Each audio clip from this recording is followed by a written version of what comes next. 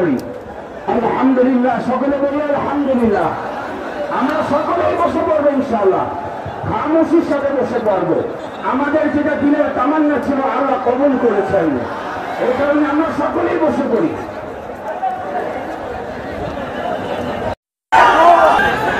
والذكر الحكيم أستغفر الله لي ولكم ولسائر المسلمين فاستغفروه إنه هو الغفور الرحيم اللهم صل على محمد وعلى آل محمد كما صليت على إبراهيم وعلى آل إبراهيم إنك حميد مجيد। জাতীয় সিরাত কমিটির উদ্যোগে আয়োজিত আজিমুশান সিরাতুন নবী মহাসম্মেলনে উপস্থিত সম্মানিত সদরে ইজলাস মুহতারামুল মাকাম হযরতুল আল্লামা ইমাদউদ্দিন হাফিজাহুল্লাহ, অন্যান্য হযরত উলামায়ে কেরাম, সম্মানিত মুরব্বী সাহেবান, সমবেত নবী প্রেমিক তাওহীদি জনতা, মাহফিলে বক্তব্য আমার 3.5 বছর পর। সিরাতুন নবী সাল্লাল্লাহু আলাইহি ওয়াসাল্লামের মাহফিলের মধ্য দিয়ে আমার এই ইফতিতাহ, এই নতুন সূচনা, এটাও যেন আল্লাহ পাক রাসূল আকরাম সাল্লাল্লাহু আলাইহি ওয়াসাল্লামের বরকতে আল্লাহ যেন বরকতময় করেন, আমিন, কবুল করেন, আমিন। কয়েকটা কাটা কাটা কথা আমি বলবো, কথাগুলোর মধ্যে তাসালসুল থাকবে না, অর্থাৎ ধারাবাহিকতা থাকবে না। এক একটা কথা শেষ হবে আর একটা কথা বলবো। সারাদিন আপনারা এখানে আজকের এই মুবারক মাহফিলে উপস্থিত আছেন, হযরত উলামায়ে কেরামের কাছ থেকে রাসূল আকরাম সাল্লাল্লাহু আলাইহি ওয়াসাল্লামের সিরাতের উপর গুরুত্বপূর্ণ আলোচনা শুনেছেন। প্রথম কথা হলো, নবী আকরাম সাল্লাল্লাহু আলাইহি ওয়াসাল্লামের মাকসাদে বিআসাত, যে উদ্দেশ্যে তিনি নবী হিসেবে দুনিয়াতে আল্লাহর পক্ষ থেকে প্রেরিত হয়েছেন, মৌলিক কয়েকটা উদ্দেশ্যের কথা কোরআনে পাকের মধ্যে আল্লাহ পাক রব্বুল আলামিন আলোচনা করেছেন। তার মধ্যে 4টা উদ্দেশ্যের কথা সূরা বাকারা এবং সূরাতুল জুমআর মধ্যে একটু আংশিক পরিবর্তন সহ, একটু আগপিস সহ, একটা আগপিস সহ 4টা কথা আল্লাহ পাক বলেছেন। বা'আসা ফিল উম্মিয়্যিনা রাসূলাম মিনহুম ইয়াতলু আলাইহিম আয়াতিহি ওয়া ইউযাক্কিহিম ওয়া ইউআল্লিমুহুমুল কিতাব ওয়াল হিকমা। আমি এই বিষয়ে অধিকাংশ এখানে শ্রোতা যারা, তারা কোরআন এবং হাদিসের এলেম সম্পর্কে কিছুটা খোঁজ খবর রাখেন। এরকম এই জায়গায় এই আয়াতের মধ্যে আল্লাহর নবীর আগমনের কিছু মৌলিক উদ্দেশ্য বর্ণনা করেছেন। আরেকটা আয়াত আমি তেলাওয়াত করেছি আমার খুতবার মধ্যে, এই আয়াতটাও কোরআনে পাকের কাছাকাছি শব্দে একাধিক জায়গায় এসেছে। সূরাতুস সফেও এসেছে, সূরা আলে ইমরানে এসেছে। সেটা হলো রাসূল আকরাম সাল্লাল্লাহু আলাইহি ওয়াসাল্লামের আগমনের যে উদ্দেশ্যটা নিয়ে আজকের এই পৃথিবীতে নতুন জাহেলিয়াতের সাথে আমাদের মূল ইখতিলাফ এবং মতবিরোধ। বিশেষ করে আমি একটা কথা তো পরিষ্কার বলি, এই যে আওয়ামী লীগ, শেখ হাসিনা এবং শেখ পরিবার, তাদের সাথে তাদের অনেক ভালো গুণাগুণ আমাদের সামনে বিভিন্ন সময় প্রকাশ পেয়েছে, কিন্তু মূল যেই জায়গাটায় তাদের সাথে আমাদের বিরোধ ছিল সেটা রাসূল সাল্লাল্লাহু আলাইহি ওয়াসাল্লামের আগমনের যে মৌলিক উদ্দেশ্য সমূহ, তার মধ্যে গুরুত্বপূর্ণ একটা পয়েন্ট, গুরুত্বপূর্ণ একটা বিষয়। আল্লাহ বলতেছেন, আমি আমার নবীকে দুনিয়াতে প্রেরণ করেছি, বা'আসাফিল হুয়াল্লাযী আরসালা রাসূলাহু বিল হুদা ওয়া দীনিল হক, সত্য ধর্ম, সত্য দিন এবং হেদায়েত দিয়ে আল্লাহ পাক তার নবীকে পাঠিয়েছেন। কেন? লিইয়ুযহিরাহু আলাদ দীনি কুল্লিহি, যেন আল্লাহর নবী আল্লাহর দ্বীনকে দুনিয়ার বাকি সকল মতামতের উপর, সকল মতাদর্শের উপর, সকল আদর্শের উপর যেন আল্লাহর দ্বীনকে বিজয়ী করতে পারেন। দ্বীনকে বিজয়ী করা আমাদের নবীর আগমনের একটা মৌলিক উদ্দেশ্য। নবীজির জিন্দেগির মৌলিক একটা কর্মসূচি হলো আল্লাহর দ্বীনকে বিজয়ী করা। এই জন্য আজকে আওয়ামী লীগের এই দুর্দশা দেখে এই কথা আমি বলতেছি তা না। আগামী দিন কোনোভাবে যদি আগামী কোনো সময় তওবা করে এই জাতির হাতে পায়ে ধরে মাপ চেয়ে যদি আবার রাজনীতিতে পুনর্বাসিত হওয়ার সুযোগ পান, তাহলে এই তওবাটা বিশেষভাবে আপনারা করে আসবেন। সেটা হলো, আপনারা ইসলামকে এতিমখানায় দেখতে আপত্তি করেন না, ইসলামকে কবরস্থানে দেখতে আপত্তি করেন না, ইসলামকে মসজিদে দেখতে আপনাদের আপত্তি নাই, ইসলামকে মাদ্রাসায় দেখতে আপনাদের আপত্তি নাই, কিন্তু ইসলামের কথা নিয়ে রাজপথে নামলেই আপনাদের শরীরে অ্যালার্জির চুলকানির উপদ্রব শুরু হয়।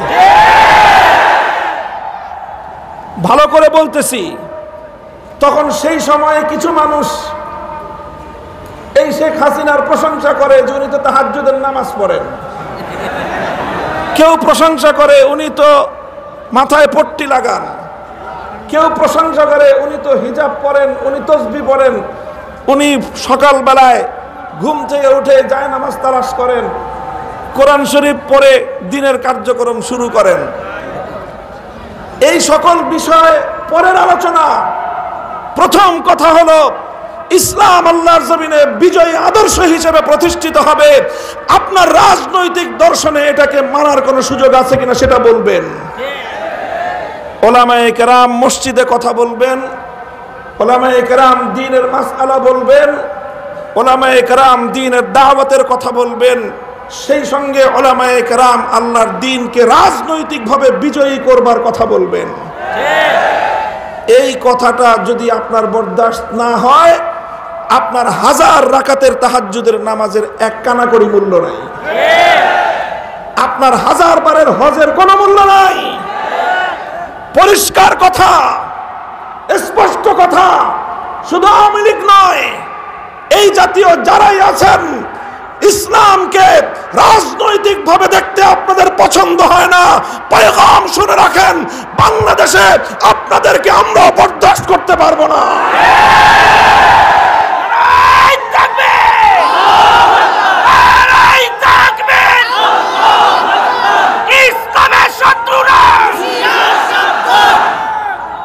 আমরা আমাদের মধ্যে কর্মবন্টন আছে, আলেম ওলামাদের মধ্যে। কেউ তালিমের কাজ করবে, শিক্ষকতার কাজ, এলেম শিখাবে, কেউ দাওয়াত এবং তাবলীগের কাজ করবে, কেউ তাজকিয়া এবং ইসলাহের কাজ করবে, আর কারো জিন্দগির মূল কাজ হবে ইসলামকে রাজনৈতিকভাবে বিজয়ী করা। কাজেই কেউ যদি ইসলামী শিক্ষার বিরোধিতা করে সে যেরকম মুরতাদ, কেউ যদি ইসলামী দাওয়াতের বিরোধিতা করে সে যেমন মুরতাদ, কেউ যদি ইসলাহ এবং তাজকিয়ার বিরোধিতা করে সে যেরকম মুরতাদ, কেউ যদি ইসলামী রাজনীতির বিরোধিতা করে সেও মুরতাদ। এই প্রশ্নে কোনো আপোষ নাই, কোনো আপোষ নাই। আওয়ামী লীগ আর আওয়ামী লীগকে দেখা দেখি মাঝে মাঝে বিএনপিও এই কথা বলার চেষ্টা করে, এই কথা বলার চেষ্টা করে যে রাজনীতিতে ধর্মের প্রবেশের কোনো সুযোগ নাই। মনে রাখো, এই কথা যদি তোমরা পরিবর্তন না করো, এই কথা যদি পরিবর্তন না করো, আগামী দিনে বাংলাদেশ তোমাদের ব্যাপারে একই সিদ্ধান্ত নেবে। মনে রেখো, ইসলামের বিজয়ের এক বাতাস প্রবাহিত হয়েছে, সেই বাতাস ইমারতে ইসলামিয়া কায়েম করেছে। সেই হাওয়ায় দুলতে দুলতে আমেরিকার নেতৃত্বাধীন পশ্চিমা জগৎ পরাজয় মেনে নিয়েছে। সেই বাতাসে দুলতে দুলতে হামাসের কাছে ইসরায়েল নতি স্বীকার করতে বাধ্য মুক্ত হবে, সেই হাওয়া বাংলার মাটিতে লেগেছে। ইনশাআল্লাহ ইসলাম বাংলাদেশের ক্ষমতা দখল করবে।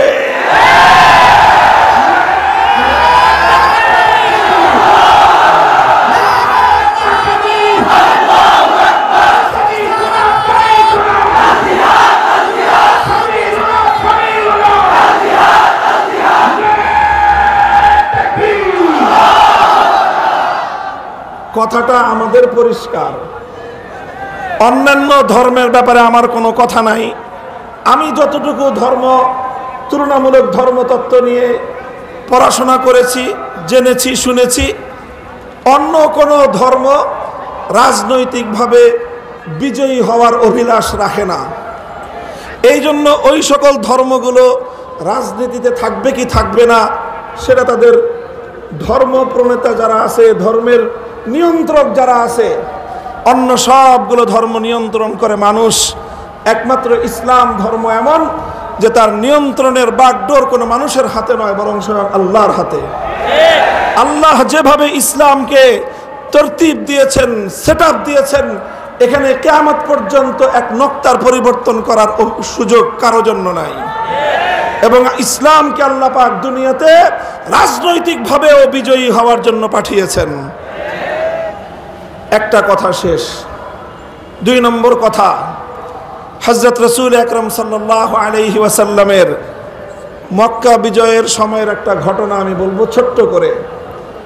আল্লাহর নবী মক্কা বিজয়ের পরে আম্মা জান হযরত আয়েশা রাদিয়াল্লাহু আনহার কাছে নিজের একটা আকাঙ্ক্ষা ব্যক্ত করলেন, অভিব্যক্তি ব্যক্ত করলেন যে আমার মনে চায় আমি আল্লাহর ঘর বাইতুল্লাহ শরীফের মধ্যে 3টা পরিবর্তন আনি।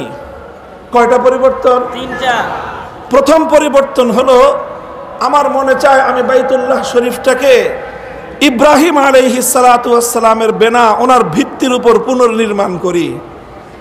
অর্থাৎ লম্বা ইতিহাস, বর্তমান যে কাবা শরীফ এটা ইব্রাহিম আলাইহিস সালাতু ওয়াস সালামের বানানো কাবা থেকে 2/3 নিয়ে বাইতুল্লাহ, আর 1/3 বাইতুল্লাহ শরীফের বাইরে আছে, যেটা হাতিম দিয়ে ঘেরাও করে রাখা। নবীজি বলেন আমার আকাঙ্ক্ষা হয় যে ওই 1/3 যেটা বাইতুল্লাহর বাইরে আছে সেটাকেও বাইতুল্লাহর ভিতরে অন্তর্ভুক্ত করে দেই। এটা হলো একটা পরিবর্তন করতে মনে চায়। দ্বিতীয় পরিবর্তন করতে মনে চায় যে আমি বাইতুল্লাহর দরজাটা, এখন মানুষের মাথা সমান উঁচু আছে বাইতুল্লাহর দরজার পাটাতন, আমার মনে চায় সেটাকে ভেঙে জমিনের সাথে মিশিয়ে দেই। যেমন অন্যান্য ঘরের দরজা, মসজিদের দরজা যেরকম থাকে ফ্লোর বরাবর, আমার মনে চায় বাইতুল্লাহর সেই দরজাটা নিচু করে ফ্লোর বরাবর করে দেই। 2 নম্বর। 3 নম্বর মনে চায় আমি আরেকটা পরিবর্তন করি। এখন বাইতুল্লাহ শরীফের শুধুমাত্র একটা দরজা আছে, সেটা হলো পূর্ব দক্ষিণ কর্নারে। আমার মনে চায় ঠিক এই পূর্ব দরজা বরাবর পশ্চিম দিক দিয়ে আরেকটা দরজা বানিয়ে দেই, যাতে মানুষ এক দরজা দিয়ে বাইতুল্লাহ শরীফে ঢুকে আরেক দরজা দিয়ে বের হয়ে যেতে পারে। সেক্ষেত্রে অধিক পরিমাণ মানুষ আল্লাহর ঘর বাইতুল্লাহ শরীফের মধ্যে কাবা শরীফের ভিতরে ঢুকবার সুযোগ পাবে। কয়টা পরিবর্তন? আকাঙ্ক্ষা ব্যক্ত করলেন কে? স্বয়ং আল্লাহর রাসূল সাল্লাল্লাহু আলাইহি ওয়াসাল্লাম। এটা বুখারী শরীফ সহ সমস্ত হাদিসের কিতাবের মধ্যে এই কথা বর্ণিত আছে। এই কথা আল্লাহর নবীজি বলছেন কখন? মক্কায় পরাজিত অবস্থায় না বিজয়ী অবস্থায়? যখন মক্কা মদিনার পরিপূর্ণ নিয়ন্ত্রণ ক্ষমতা আল্লাহর নবীর হাতে। স্বাভাবিকভাবেই প্রশ্ন জাগত যে হুজুর এখন আপনি যা চাইবেন সেটাই তো হবে, তা আপনি মক্কা বাইতুল্লাহকে পুনর্নির্মাণ করেন, বড় করে দেন, দরজা নামায় দেন, আরেকটা দরজা বানায় দেন, আপনি যা বলবেন সেটাই তো ফরমান, সেটাই রাষ্ট্রীয় হুকুম, সেটাই শরীয়তের হুকুম, আপনার কথার সাথে তো বিরোধ করবার কারো শক্তি এখন আর নাই। আল্লাহর নবী বললেন যে এটা যদি আমি এখন করি তাহলে কিছু সাধারণ মানুষের মধ্যে যাদের বুঝ কম, যাদের জ্ঞান কম, যাদের ইলম কম, যারা নতুন নতুন মুসলমান হয়েছে, ইসলামের প্রতি এখনো তাদের পরিপূর্ণ আস্থা বিশ্বাস তৈরি হয়নি, তারা বিভ্রান্তিতে পড়বে। এই জন্য এই কাজগুলো আমি করতেছি না। ইমাম বুখারী রাহমাতুল্লাহি আলাইহি এই হাদিসকে সামনে রেখে একটা অধ্যায় স্থাপন করেছে, বাবু মান তারাকা বাযাল ইখতিয়ার মাখাফাতা আন ইয়াকসুরা ফাহমু বাযিস সামি' ফায়াকাউ ফি আশাদ্দা মিনহু। ইমাম বুখারী বলেছেন যে অনেক উত্তম কাজ ছেড়ে দিতে হয়। কি করতে হয়? কিছু কিছু উত্তম কাজ ছেড়ে দিতে হয়। কেন? কারণ ওই উত্তম কাজটা করতে গেলে কিছু মানুষ সেটা বুঝতে পারবে না, না বুঝে তারা অনেক বড় বিভ্রান্তিতে পড়ে যাবে। সেই সকল মানুষগুলোকে বিভ্রান্তির হাত থেকে বাঁচানোর জন্য মাঝে মাঝে কিছু কিছু উত্তম কাজও ছেড়ে দিতে হয়। যেমন এই ক্ষেত্রে আল্লাহর নবী বাইতুল্লাহ শরীফকে সংস্কার করার কাজটা করেন নাই, ছেড়ে দিয়েছেন। কেন? যাতে ওই নব মুসলিম মানুষগুলো যেন বিভ্রান্তির শিকার না হয়ে যায়। কাজেই বুজুর্গদের যত মাজার আছে, বুজুর্গদের যত কবর আছে, সেই কবরগুলোকে যারা পাকা করেছে অনেক বড় গুনাহের কাজ করেছে। সেই কবরগুলোর উপর যারা দালান কোঠা নির্মাণ করেছে, কোন ইমারত নির্মাণ করেছে, সুস্পষ্ট আল্লাহর নবীর সহিহ হাদিস লঙ্ঘন করে তারা বুজুর্গদেরও অভিশাপ কুড়িয়েছে, আল্লাহর নবীর হাদিসের বিরোধিতা করে তারা বড় ধরনের পাপ করেছে।